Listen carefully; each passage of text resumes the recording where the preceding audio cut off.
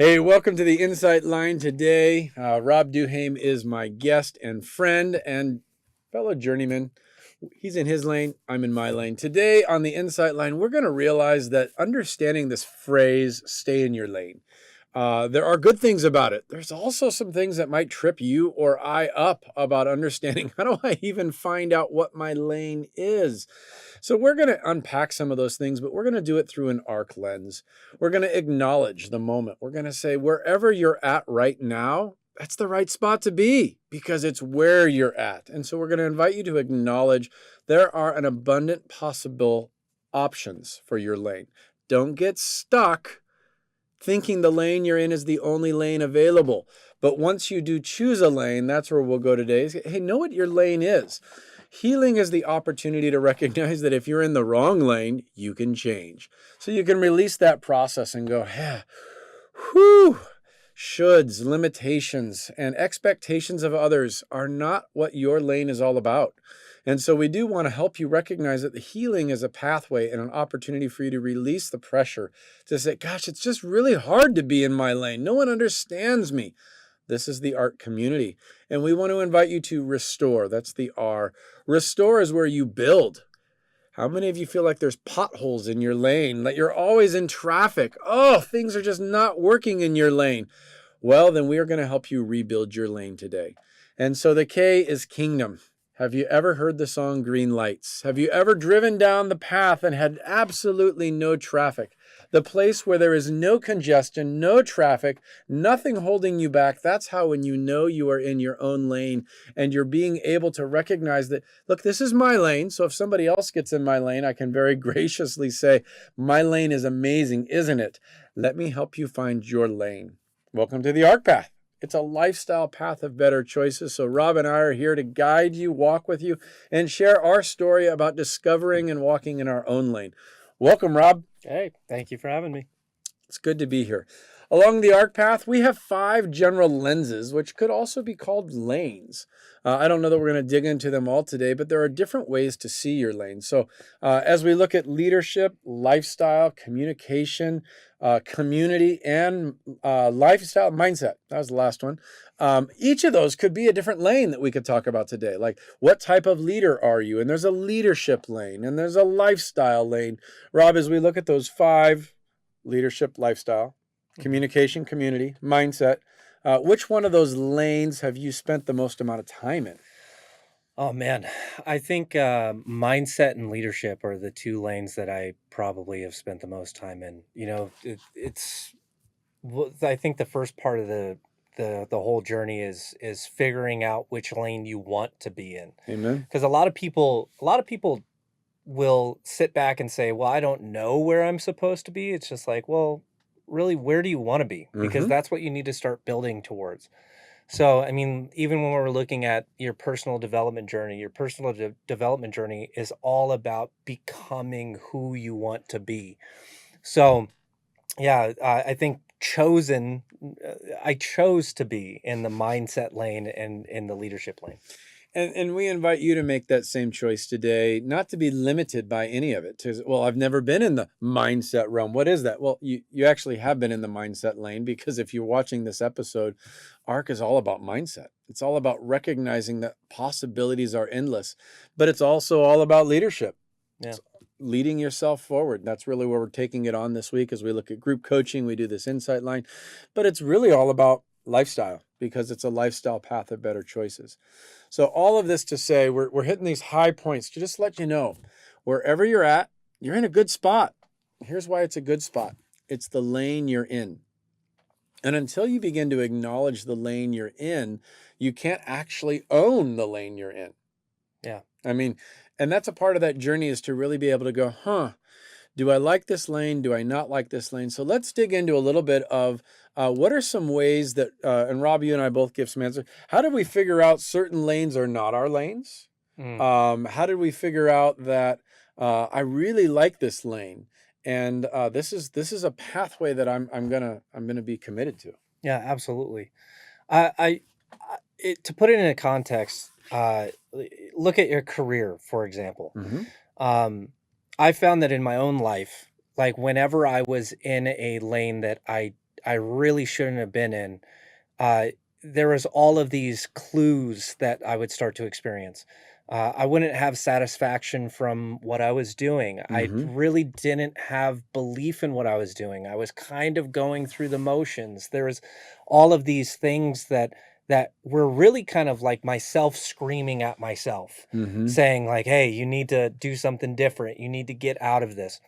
Um, so really the whole shift has to start with that decision of, well, what do I actually want? What do I actually want in my life?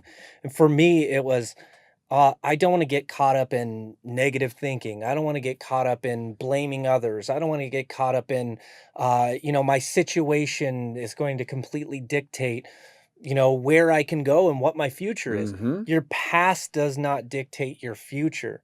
It's not like this, it's pre-written that if you've failed in the past, you're going to fail in the future. It's that I had to start to expand myself out and experience different things. And I think that if you're caught up in a lane that you're not satisfied. You like I said, your career. You're not satisfied in your career. You don't see a path forward. You look forward the next 5 years and you shudder to think that you're in the same job. Right. Maybe some clues that, hey, it's time to expand out. It's time to do some personal development. It's time to look at something that I may enjoy more, to call my day-to-day work. And if what Rob's describing seems impossible to you, the ARC path is the best place for you. If you look at it and you go, yeah, Rob, that's a great idea, but I can't get out. This is what I have to do. You don't understand. I'm stuck. Those are the limiting anti-development lenses that we get locked in on. And the ARC path is here for you to go, what would that look like? How could I find another path forward? I think as I think of the lane, and we took it to our career path, I think some people feel like they're on a balance beam. Like you're Mm, the gymnast on the balance beam, and those people are amazing what they can do on a balance beam. Don't get me wrong. I can't. I'm not a balance beam kind of guy. I like a little bit of wiggle room in that sense, yeah.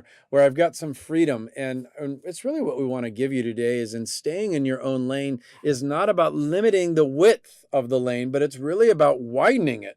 It's about understanding where are you at. We did an insight line a few weeks back about margin and balance and priorities. Same kind of concept, but stay in your lane gives you the freedom to recognize that, again, we want to move the traffic out of our lane and we want to be able to see the green lights ahead of us to go, I have permission. I have permission to run. I have permission to go at my pace and to accelerate or go slow. I want to slow down and enjoy this moment. Rob brought up your career path. I'll bring up family, and just thinking about what is your family DNA? What are the values in your family? I was talking with an individual the other day who's in his. My kids are in their early 20s. This young man is in his early 20s, and I was just kind of chatting with him about his family. I don't know his family, but I do know him. I said, "What's it like to be in your family?" He goes, "I don't know. Normal."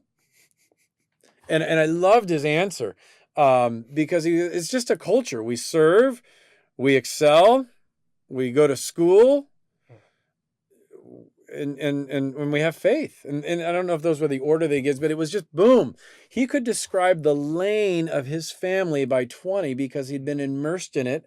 And then he recognized, I like it. Does your family have a lane? Rob, Yeah. tell me, what's your family lane, Rob? Well, my family lane from growing up, I didn't really have a lot of good values instilled into me. It was something that I had to develop over Mm-hmm. time. Um, it's definitely something that's been very, very present in the way I'm raising my kids Mm-hmm. and in the culture of our family that my wife and I are building. And I can't help but think, like, as you were talking about that, I was reminded of a saying that we fall to the highest level of our training. Yeah. So like when we fail, you don't fail to the bottom, you fail to the highest level of your training.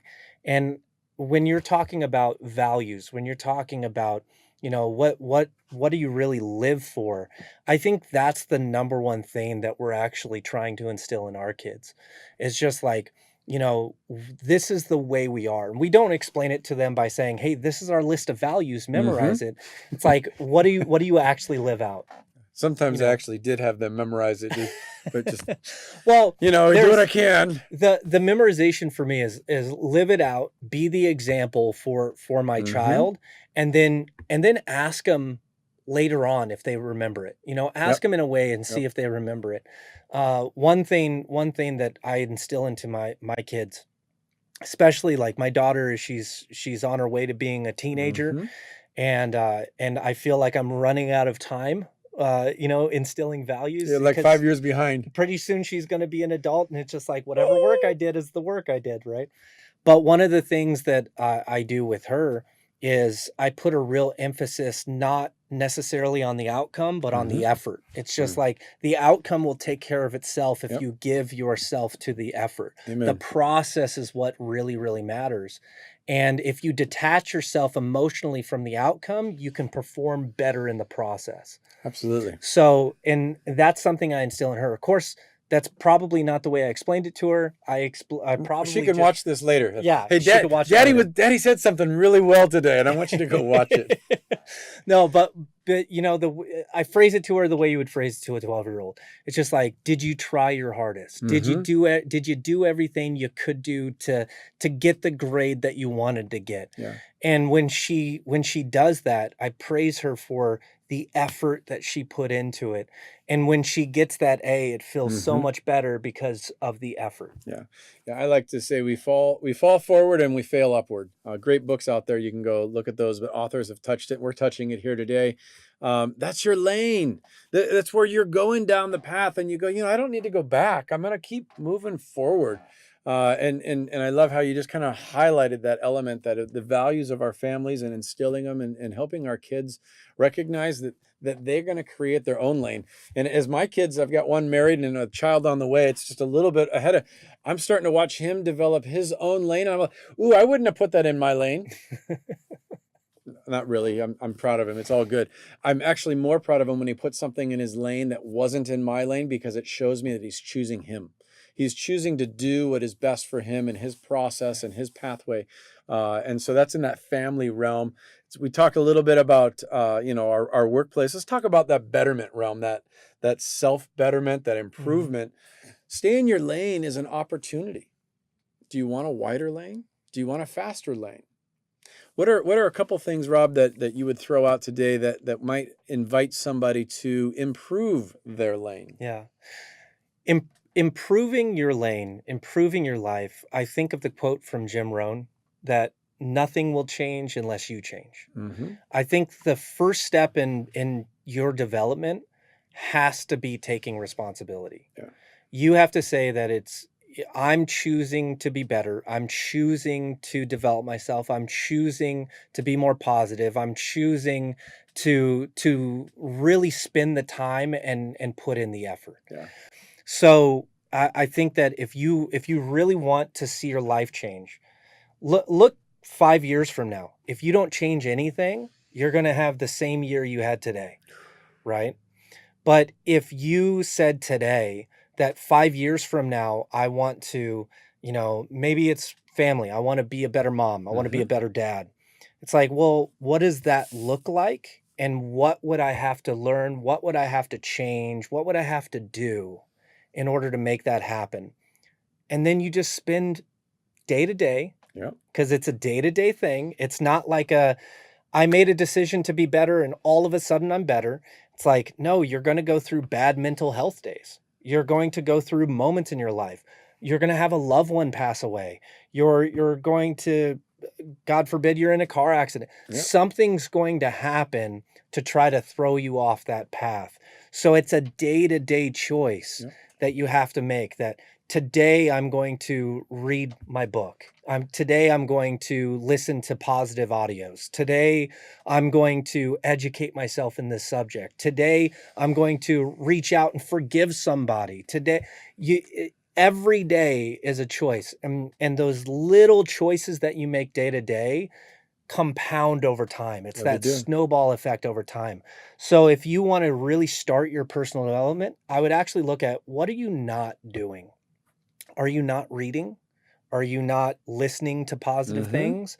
Are you not improving your relationships with your friends, your loved one? What are you not doing? What are you avoiding? And then what's the smallest, simplest step I can take in that direction to actually make sure that I'm paying attention to it and moving forward? I love how Rob just brought it, the ARC path to light, and it's why the acronym works for us is acknowledge what is or isn't. It's not a judgment.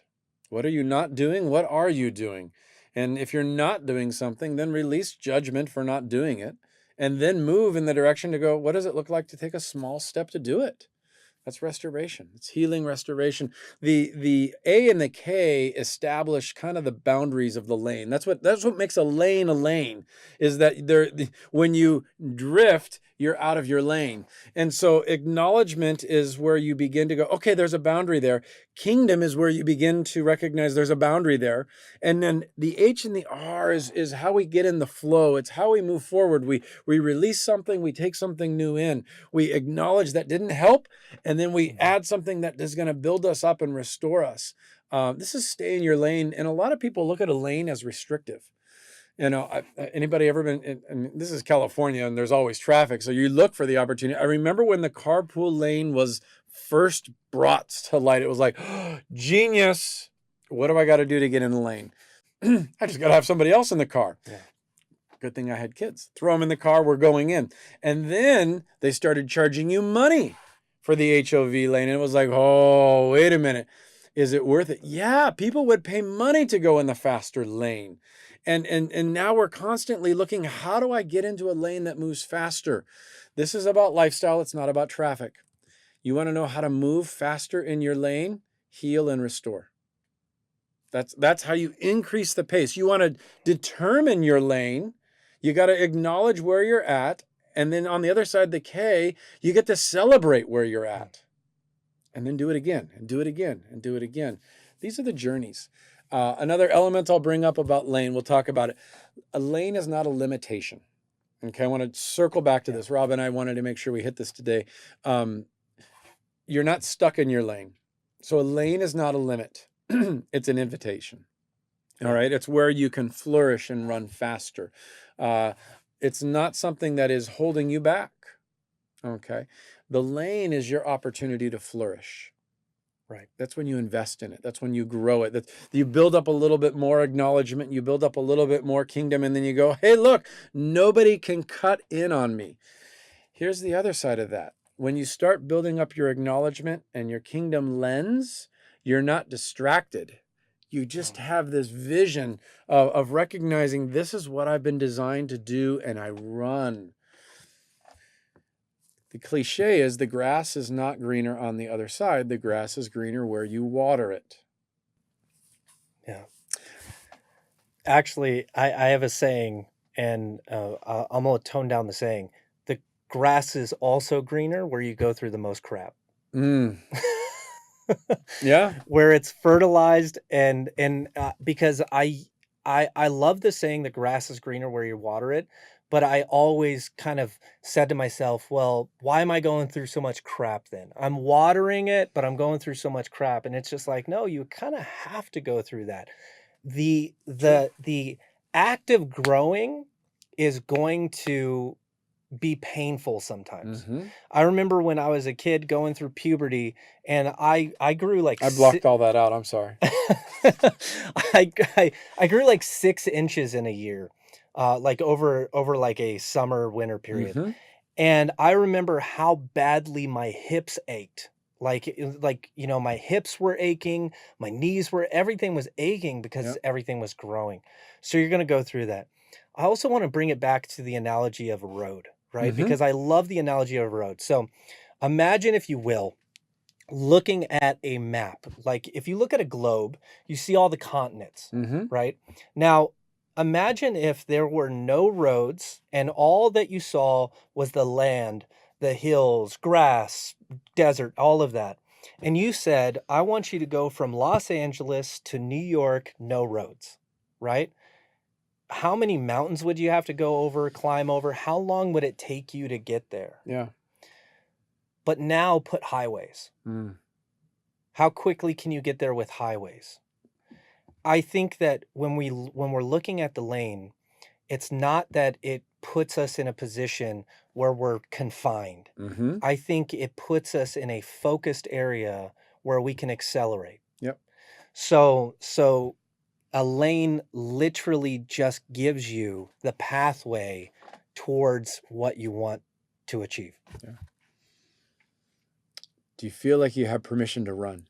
That's really the invitation this morning. If you don't, you might not be in the right lane. And that's an acknowledgement we really seriously want to invite you to kind of work through today. And then if you're going, I'm not sure I'm in the right lane, then our group coaching is available for you. It's an invitation for you to reflect. It's an invitation for you to speak out loud amongst others, to go, hey, this is what is working, this isn't what's working. And to begin to acknowledge that there's a process for me to go, I want to be in the place where I am running to win, where I'm like, yes, that's what I want for you. And I want to invite you to build that, because you're the only one that's going to build your life lane. No one else is going to build it for you. In fact, they can't. That's the hardship. And that's what I was telling you about my son, is I'm watching him go down his journey. I no longer can get out there and lay the pavement in front of him unless I'm doing him a disservice. But when I recognize that, hey, I've done that work, I prepared him, and now it's his turn to go out there and lay his own pavement, he's going to experience hard things, as Rob was encountering. But it's those hard things, it's really where you grow. I love a John Maxwell statement. This is, everything worthwhile is uphill. So start climbing. Go for it. Reach for it. And being in your lane invites you to evaluate, where do you want to go next? I want to go to New York. Well, the lane, not a limitation. You're going to change how many times on the highway to get there. It's good stuff. So here's things that prevent you from staying in your lane. Road construction. Okay, here's what I mean by that. Sometimes you have to choose a detour in order to fix what's broken. And I just want to invite you to recognize that a season of moving in a different direction is really important. Rob described it as, if, what can you do to self-improve? If you're not doing something, start doing it. If you've been going down the same path every day, one of my favorite suggestions is somebody that feels stuck in life. Like if we're having a life coaching conversation that I just feel really stuck. I said, how did you get here?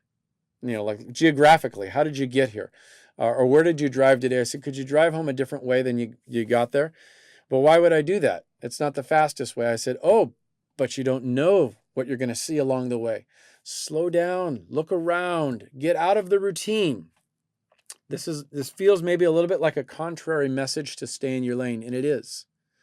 But I want to invite you to recognize you have options. Mm. And if you don't get out there and see what's available, your curiosity is going to diminish. Your wonder is going to erode. And when curiosity and wonder begin to erode, here's what happens on the other side of that coin. You begin to try to control things. Mm. Control, my friends, is an illusion, and staying in your lane is not about being in control. Help me out with that, Rob. What do you think? Absolutely. And actually, let's even take the development a little bit further. When you get to a point in personal development, you realize that sometimes it's not about developing more, but it's about refining what you have. Mm-hmm. So I see one of the comments here. I spend my life taking one step forward and two steps back, by Robert Phillips. I know exactly what that feels like, because it feels like every bit of momentum, every bit of effort that you're putting in is not getting you to where you want to go. As a matter of fact, it feels like you're running on a treadmill, but you're trying to complete a marathon. It's just like, you can't be in the marathon on the roads if you're running on a treadmill. You got to be on the roads. Mm-hmm. If you spend your life feeling like, I'm taking one step forward, but somehow I'm taking two steps back, I would actually ask yourself this question. What am I currently doing that I need to stop doing? Where am I currently spending time that I need to stop spending time? Who am I spending time with that I need to stop spending time with? Because it's very often the choices around those things are holding us back from Yep. where we need to be. So changing your position, dropping like, hey, I don't need time on Netflix. I need time in a book, Mm-hmm. you know? And even if it's a book that you've read 5 times, guess what? Read it 6 times. It's choosing what you do with your time, who you Mm-hmm. spend your time with, and the actions that you take. Sometimes it's just about, hey, what am I doing that I need to stop doing? And So, and I'll build on that. Rob used an idea of instead of watching Netflix, read a book, which is as I hear it, there are good things on Netflix. Don't get me wrong, but shifting that. But there's a time when I had to refocus my energy, and I was doing a lot of volunteer service, and it was making a difference in the world. It was doing good things. I was helping other families and individuals out. But I recognized by giving in that direction, I didn't have enough left in me to give to my own kids. And so I had to make a choice. Which lane am I going to really, do I want my kids to see, oh, I remember my dad was always volunteering and serving and helping out other people, or I remember my dad was always at my event. right. I had to choose. Now, serving and giving out is a good thing. And there I can reconstruct, I can draw out a metaphor why it's a good thing to choose to do that, even at the expense that my kids, because I'm not going to helicopter parent them. I want them to recognize that they're going to have to choose and be involved. But I'm inviting you to find your lane. Mm. And you might need to stop doing something that what I might call is a distraction. It's a quick fix. Sometimes, there's another metaphor where two guys are sitting in prison, and one guy is looking out the walls, and all he sees is the bars, and the other guy sees what's on the other side of the bars. Sometimes things are right in front of you, and they're distracting. So you need a new perspective. And I'm trying to say in my language what I'm hearing Rob say as well. This whole concept. Do you know what your lane is?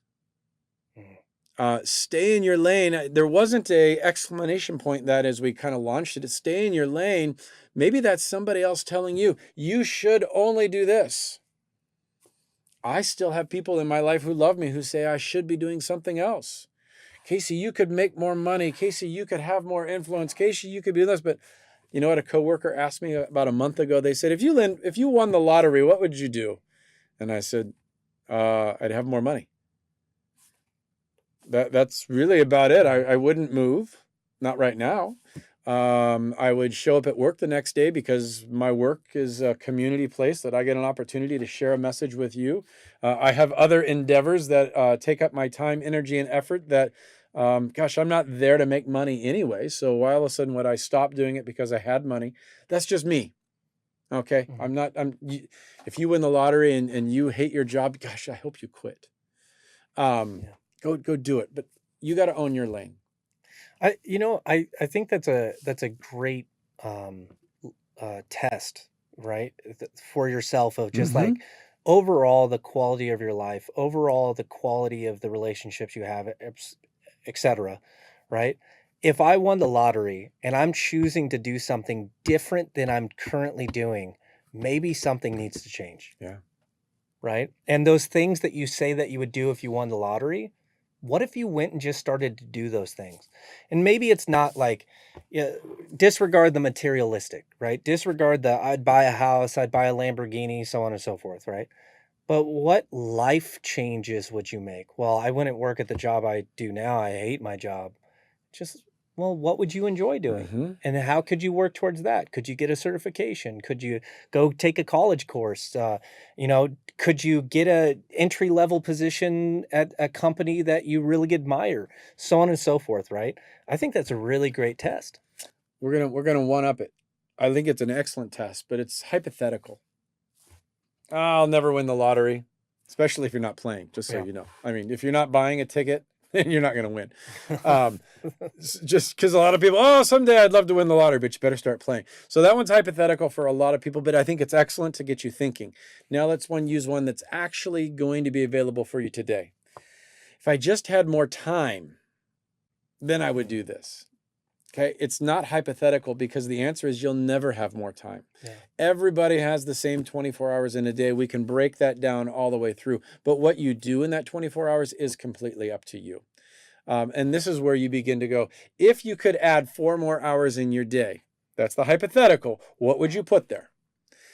What are you waiting for to put that in there?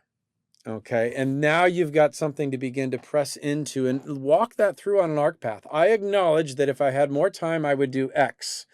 The healing is, what can I release that's not serving me, not helping me, it's actually hindering me.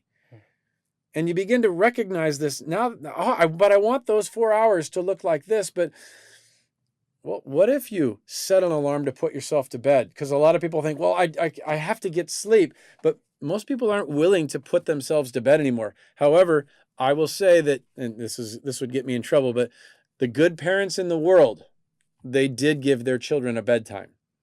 Okay, if the children got to always decide, I don't want to go to bed, I'm not going to go to bed, somewhere along that line, there was a oops in the process. This is just my opinion. Good parents give their kids some form of structure, and a bedtime is going to fall into that category at some stage in their development. I think we could parent ourselves better than we do. Mm. I can put myself to bed. I can discipline myself. Netflix is the challenger. We do this one in my house. No, I'm not going to watch a 3rd episode. No, I don't want a 2nd episode. My kids, I drive my kids nuts because they're like, Dad, it was good. And it's early, like literally early, like 8 o'clock early. And I'll go, yeah, I'll watch it next week. I'll watch it next time. Why? Because I grew up having to wait for the next episode to come out a week later. It doesn't bother me. I'm on a tangent, but here's what I'm telling you. There's always time. Okay, there's always time. And the now moment is the most valuable moment. So take this moment right now that you're with us. Rob and I, we'll just sit here. Really, we will. It won't bother us. Write down, what would you do with 4 hours a day extra? If you would spend it with your kids, if you would read a book, if you would learn a new skill, if you would exercise more. Oh, if I had more time, I would work out. Well, then you're probably never going to work out because you're never going to get more time. But if you learn to prioritize your time and look at it and go, I bet I could carve 30 minutes. And Rob, do you think if somebody spent 30 minutes of dedicated time on working out every day, it would improve their life? Absolutely. Probably more than anything else. There's a statistic that says that if you spent 18 minutes a day doing something every day for a year, in 1 year's time, you would be better than 95% of the population at that thing. Okay, say it again, because that's why Rob's here today. If you spend 18 minutes a day doing something, you will be better than 95% of the population at that thing. So it's like, can 30 minutes a day of exercise help? Yeah. Well, I don't have 30 minutes. Can you do 20 minutes? Yeah. Can you do 20 minutes? Oh, I don't have 20 minutes. Can you do 10 minutes? It's just whatever you can put in today is going to help you progress towards where you want to be. So, you can do like a wheel of life. If you Google wheel of life, it'll pop up. It has different areas. It has like your health and your wellness. It has your mental and emotional. It has your family, your career, your financial. It has all of these things. And if you actually did that, print it out or just draw it out, and you said to yourself, where do I measure up in these areas? And those areas where you're really falling behind, you're really lacking, if you just dedicated yourself to as little as 10 minutes a day, 20 minutes a day, 30 minutes a day to that thing, and you legitimately put your effort and your focus into it, within a year's time, watch that improvement happen. Because it's not brushing your teeth for 2 minutes one day that gives you healthy teeth. It's brushing your teeth for 2 minutes twice a day, every day. That gives you healthy teeth, you know? Do a smile. Hey, the journey today was about the insight line of staying in your lane. Okay, the insight line concept is that there is a line that says there is better. Let's reach for it. It's a lifestyle path to better choices every day. Rob just broke it down nice and simple of 2 minutes. Spend 2 minutes on your teeth a day in the morning. Do it again in the evening. That is how simple life improves. We make it really complicated. We try to think, oh my gosh, what am I going to do to have the perfect life? We're not going for the perfect life on the AHRK path. We are going for a better life. So pick one thing and then work on that one thing. Keep it simple. Keep it available. This is how you take ownership of your lane and choose it every day. Rob, closing thoughts? You can do it. There you go. There's a lot of people in your life that have probably told you that certain things that you want are unrealistic or not possible, or it's too hard, and you made agreements with those people. I would say that anything you legitimately want to do that's going to be good for you, beneficial for you, positive for your life, positive for those around you, just go do it. Absolutely. Well, tonight, 7 o'clock Pacific Standard Time, we'll be doing another session of AHRK group coaching. It will pick up on this theme.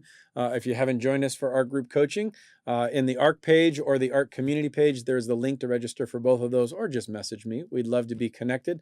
We'd love to share with you some simple steps to take one step forward every day. God bless you. Have a great day.